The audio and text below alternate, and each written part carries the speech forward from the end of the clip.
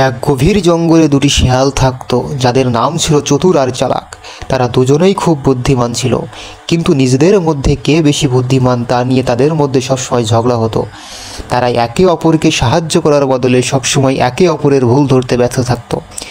একদিন কিছু শিকারী জঙ্গলে ফাঁদ পাতল। প্রথমে একটি ফাঁদে চতুর আটকে গেল। সে অনেক চেষ্টা করলো, কিন্তু বের হতে পারল না। চালাক দূর থেকে চতুরকে দেখছিল। সে ভাবছিল, চতুর তো ফাঁদে আটকে গেছে, এখন আমি জঙ্গলের সব থেকে বুদ্ধিমান শিয়াল। কিন্তু হঠাৎ চালাক দেখলো শিকারীরা ফাঁদের কাছে আসছে এবং তাদের হাতে আরও বড় ফাঁদ রয়েছে।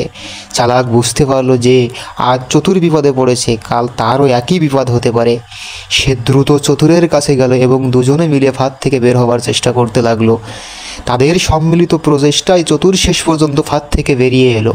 শিকারীরা কাছে এসে দেখলো ফাঁদ খালি। এরপর থেকে চতুর আর চালাক নিজেদের মধ্যে ঝগড়া করা ছেড়ে দিল। তারা বুঝতে পারলো নিজেদের মধ্যে ঝগড়া না করে একসঙ্গে থাকা কতটা জরুরি।